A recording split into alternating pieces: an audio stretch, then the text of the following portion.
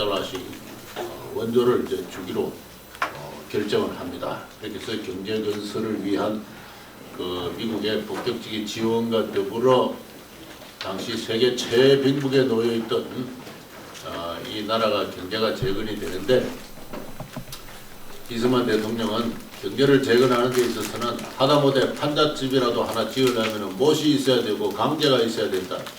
판잣집을 지으러도 지붕은 또는 벽은 담장은 함성으로 해야 되니까 이 철강 산업을 일으켜야 된다. 그래서 철강 산업에 대한 철강 산업 진흥을 위한 특별 계획을 세워라. 이렇게 해서 정부가 계획을 세웁니다. 계획을 세워가지고 미국 원조 당국에게 지원을 요청하니까, 미국의 원조 당국은 당시 한미합동경제위원회라고 있는데, 그 한미합동경제위원회가 당시 한국 경제를 완전히 좌지우지하고 있었어요.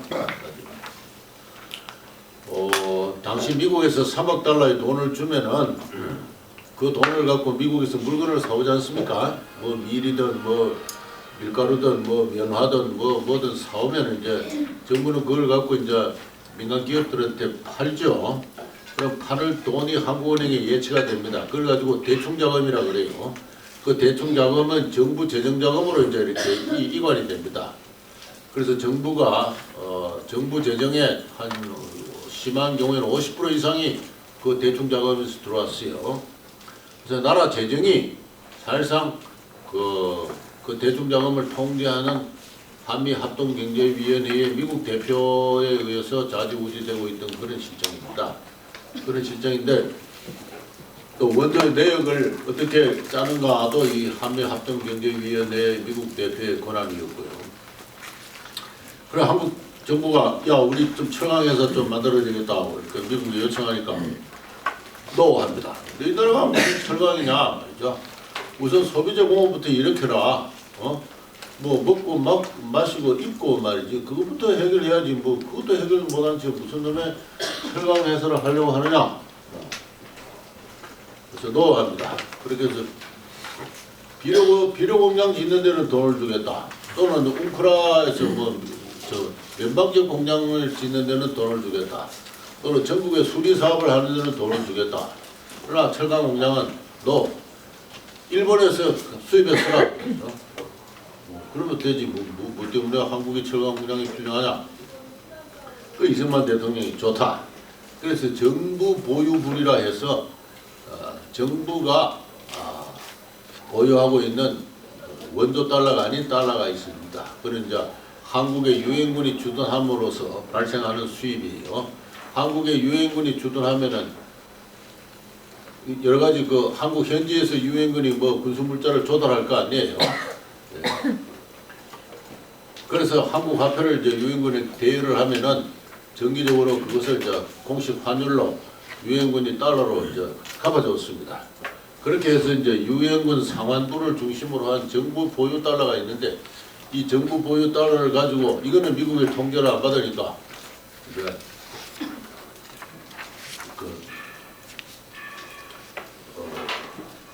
그래서 철강공업을 일으켜요. 철강공업을 일으키는데, 그래서 삼척에 삼화제철소라 해서 그 2만 톤짜리, 참 요새 생각하면 참 보살펴보는 겁니다만 2만 톤짜리 그 용광로 짓는 하나의 선철 제철 회사를 하나 만들고, 그 다음에 당시 일본이 남기고 간 옛날에 일본 무슨 내 이름 모르겠는데 그게 대한중공업이라 해서 저 인천에 제련소가 있었어요. 그게 지금 그 현대그룹에 들어가 있습니다. 근데 대한중공업의 그 망가진 그 전쟁통에 망가진 제련 시설을 복구를 하는데 서독에 있는 대마그 회사로부터 이제 그 회사가 그 공사를 받아요. 입찰을 해서 받아가지고 서독의 지원으로 그 제련 공장을 짓는데, 그 김종사 선생님 책에 보면은 이승만 대통령이 열성이 있어서 자주 공사 현장을 들렸다. 그리고 독일의 서독에 제철 유학생을 보냅니다. 당시 김재관인가? 김재관 씨입니까? 예. 상공부에 있는 그 김재관을 비롯한 젊은 관료들을 서독에 한 100여 명 보내면서 국비 유학생으로 보내면서 경무대에 불러가지고 어깨를 두드리면서 너희들의 가서 선진국에 가서 어떻게 하면 철강 산업을 이렇게 잘 공부를 해오라. 여러분의 어깨에 나라의 경제의 미래가 달려있다. 이렇게 격려를 했다고 합니다. 우리 이 사람들이 나중에 돌아와가지고 그리고 인천제철은 그 대한중공업은 1959년에 이제 그 정식으로 가동을 합니다. 거기서 나오는 강제를 이용해가지고 함석, 아연도, 철파는 벌써 60년대가 되면 국내 시설 과잉이에요. 그래서 일신제강이 처음으로 2천만 불 강제를 베트남에 수출하는 게 1962년입니다. 이건 제가 다음 시간에 이야기를 하겠습니다만 한국 최초의 외국으로의 수출 제품이 그 1,000만 달러 이상이에요. 그게 바로 강제에서 나와요. 강제에서 나오는데 그런 식으로 60년대 고도 성장의 길을 열은 철강 산업인데 그렇게 육성한 인재들이 나중에 포항제철을 지을 때 포항제철은 저 포항의 그 허허벌판의 모래사장에 그냥 완전히 그냥 무에서 그 유가 창조된 거 아니에요. 박태준 씨는 자꾸 그런 식으로 자기 공로를 과장을 했지만은 물론 뭐 그런 측면도 있지만은 실제로는 김재관 씨를 비롯한 제철 산업에 훈련받은 인력들이 있었고 그 사람들이 그 포항 제철 때 그거는 이제 사마제철과 달리 100만 톤이죠. 100만 톤의 용광로를 갖는 국제적 규모의 그 제철을 지을 때 그 맨 땅에서 지은 게 아니고 그 이승만 대통령이 뿌려놓은 그 인적 자본의 토대 위에서 지어진 거다 하는 그런 이야기가 이제 이 책에 나와 있습니다. 그래서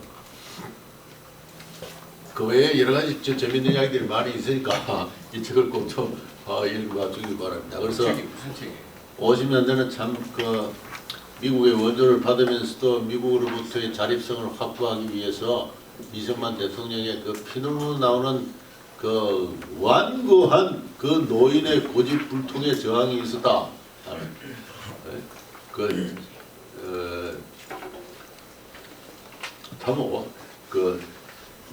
미국의 학자가 쓴 스타반 아주 완고한 그 노인의 고집불통 속에 의외로 경제적 합리성이 있었다. 에코노미 레이셔널리티가 관철되고 있다 하는 그런 논문이 하나 있습니다만 바로 그 미국의 원조 체제에 종속되지 않으면서도 자립 경제를 추구하려고 했던 한 노 대통령의 어떤 그 피눈물 나는 어떤 노력이 있었다. 그 나중에 어떤 사람의 해고록을 보면요, 이승만이 하도 말을 안 들으니까 이 한미 합동경제위원회에서 석유를 끄는 적이 한 2번 있는 모양이에요.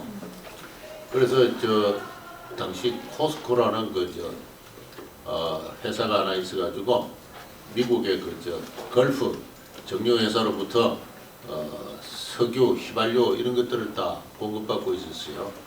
정유회사는 없었고 석유나 휘발유 등이 이제 조제된 상태로 그 코스코를 통해서 공급되고 있는데 이 코스코의 그 인천에 있는 정유공장 밸브를 한번 잠궈버리면은 3일만 있으면 전 대한민국이 마비가 되는 모양이에요. 그래가지고 이승만 대통령이 하도 말을 안 듣니까 이 코스코의 정유관 밸브가 한 2번 정도 잠겨진 적이 있는 모양입니다. 그래서 서울 시내에 다니는데 택시가 오면 중단이 되고 말이죠. 휘발유가 없으니까. 네? 그 이승만 대통령이 하도 분하니까 야 휘발유 없이 다니는 택시를 누가 발명할 수 없나? 네? 그래서 누가 발명하면 상금을 얼마 주겠다 하는 그런 식의 그 이야기까지 했다고 그럽니다. 557세 해고록을 보면은 그런 이야기가 나와요. 휘발유 없는 택시 대통령의 꿈. 그 꿈은 1972년 울산에 있는 1964년에 정유공장이 만들어지고 72년에 울산에 석유화학 콤비나트가 건설되면서 비로소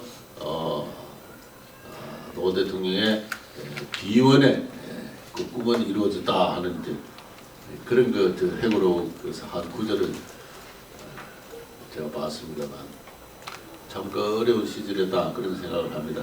자, 제 얘기 그만하고 자 이제 여러분한테 마이크를 돌리겠으니까 자 이렇게 좀 이야기를 해보십시오. 예.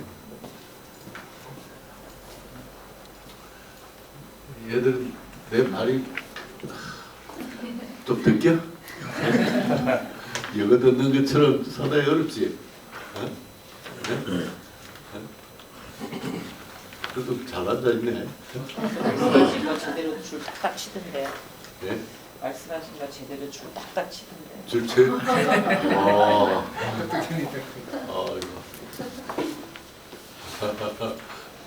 나중에 이승만 학당 명예로운 수료증이 보답을 할 겁니다. 예.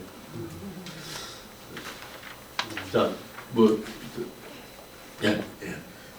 그 이승만과 이 기업가라 그 아까 기업이라든가 산업을 육성한다는 내용은 사실 약간의 보통 사람들은 잘 모르는 생소한 내용인데 사실 그 박정희 뒤에 원래 이승만의 기초적인 인재라든가 그렇게 하려고 하는 게 있었다고 하는 것들이 이제 많이 밝혀지고 있는데요.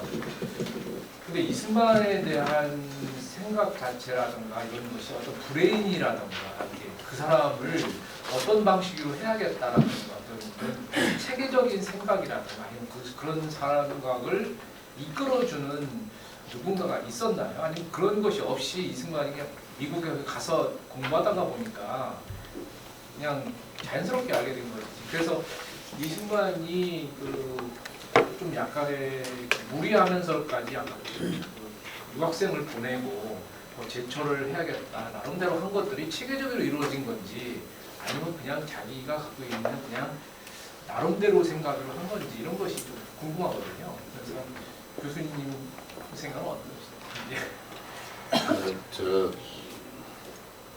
체계적인 거 없었어요. 없었습니다.